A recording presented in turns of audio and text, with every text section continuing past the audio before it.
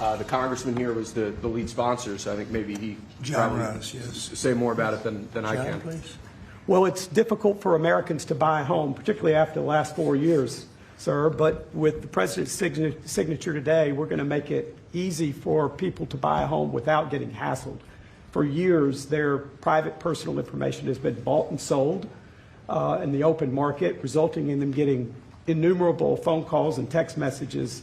But with your signature today, we're going to put an end to that so that when Americans try to realize the American dream of owning a home, they're able to do so without being harassed. Good job. Good. It's a great honor, John.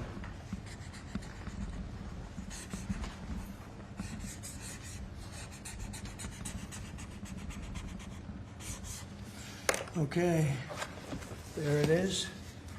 And that's going to help a lot of the homeowners of our great country. John, want to hold that? Sure. Thank you, John, very much. Thank you very much. Thank you very much. Okay, Will, you go ahead.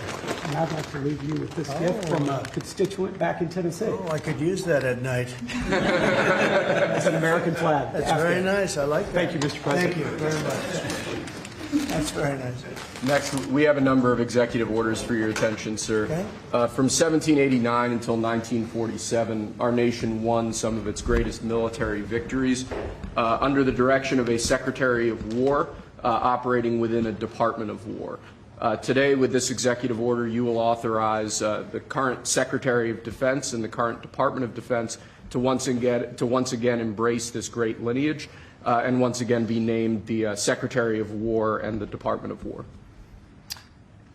So this is something we thought long and hard about. We've been talking about it for months, Pete and I, and Dan. Dan came into the fold. By the way, a great general. He headed up the, I wouldn't call it an attack. I'd almost call that one maybe even more than an attack. What he did with Iran, you saw the success of that operation. It was perfect. In fact, this was sent to me by the great company that makes that particular B-2 bomber, and it was flawless. It was actually flawless. They flew for 37 hours back and forth, and there wasn't a bolt that was out of condition. There wasn't an engine failure. There was no problem.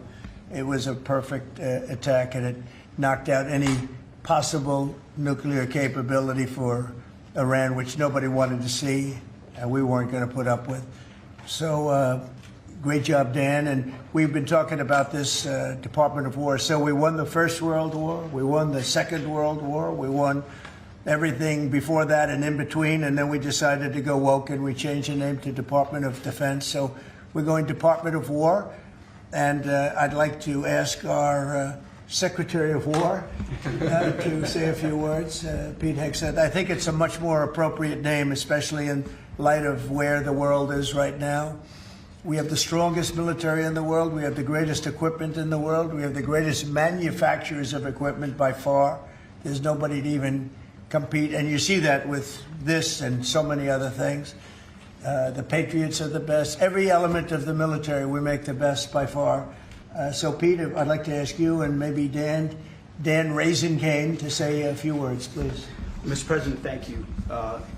After winning a war for independence in 1789, George Washington established the War Department, and Henry Knox was his first Secretary of War. And this country won every major war after that, to include World War I and World War II. Total victory, Mr. President, as you said. Then 150 years after that, we changed the name after World War II from the Department of War to the Department of Defense in 1947. And as you pointed out, Mr. President, we haven't won a major war since, and that's not to disparage our warfighters, whether it's the Korean War or the Vietnam War or our generation of Iraq and Afghanistan. That's to recognize that this name change is not just about renaming, it's about restoring. Words matter. It's restoring, as you've guided us to, Mr. President, restoring the warrior ethos, restoring victory and clarity as an end state, restoring intentionality to the use of force. So at your direction, Mr. President, the War Department is going to fight decisively, not endless conflicts. It's going to fight to win, not to lose We're going to go on offense, not just on defense. Maximum lethality, not tepid legality. Violent effect, not politically correct. We're going to raise up warriors, not just defenders. So this War Department, Mr. President, just like America, is back. Thank you for your leadership and your clarity. We're going to set the tone for this country. America first, peace through strength, brought to you by the War Department. We're back. Thank you very much. Very well stated. And really, it has to do with winning. We should have won every war. We could have won every war, but we really chose to be very politically correct or wokey, and we just fight forever. And then we'd, win. We wouldn't lose, really. We just fight to sort of tie. We never wanted to win. Wars that every one of them we would have won easily with just a couple of little changes or a couple of little edicts. I was told that ISIS would take 5 years to win, and Dan Kane, when I told him how long would it take, he said, I think about 4 weeks, sir. I said, what do you mean 4 weeks? I was told 5 years by the people in Washington. You know who they were? 5 years. I said, you can't do it in 4 weeks. I actually flew to Iraq to meet with him, and I met him at a big air base. And remember that famous day, right? It turned out to be a famous day for our country because you're now the head of the Joint Chiefs of Staff, which is the biggest deal. And he is, because he did things that everybody said he couldn't do. So they said it was going to be 5 years, and he knocked them out in about 4 weeks total, 100%. We took over, and ISIS was gone, and pretty amazing.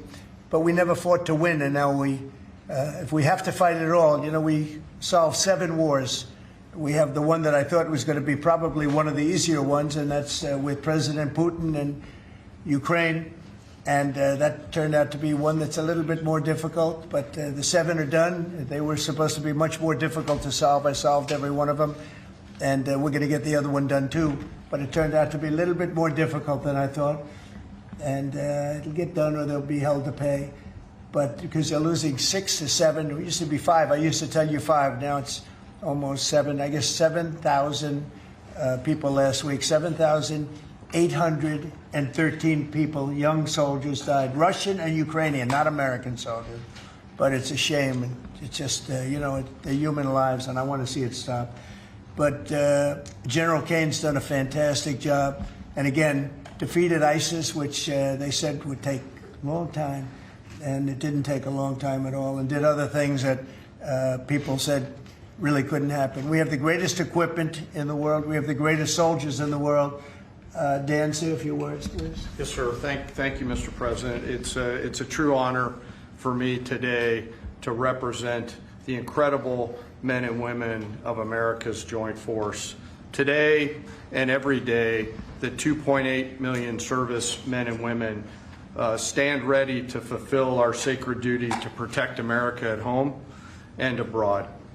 As the President said, America's military is the single most powerful fighting force in the world. The mission you and the Secretary have given us is clear and unambiguous: to deliver peace through overwhelming strength.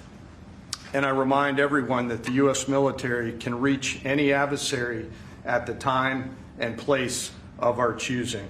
Service to this nation is an incredible gift, and we're grateful and honored every day to do so. Thank you, Mr. President. Well, thank you, and it's an honor to sign this. And we will do that right now.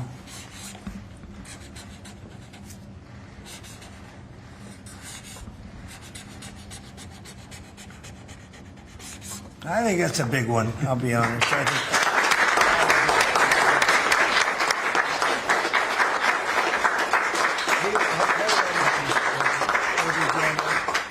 That's a big one. It's a big one, Mr. President. Do you have any questions on this subject? We're going to be discussing the G20 in a couple of minutes, but yes, please. No, right there. What gave you the idea for this rebrand? And a question for you, the newly minted Secretary of War. What message does this send to our enemies, to our allies, to the American people? And again, what gave you the idea for this rebrand at this moment? I think it sends a message of victory. I think it sends really a message of strength. We're very strong. We're much stronger than anyone would really understand. And again, having the great equipment, we have just so much better. You look at all of the, just any of it, submarines as an example. We're 20 years ahead of anyone else. Nobody even compares. And I let a lot of this happen in my first term. We totally rebuilt our military. And then, of course, you had that catastrophe in Afghanistan where they gave up a lot of the equipment, but a relatively small amount, but a lot.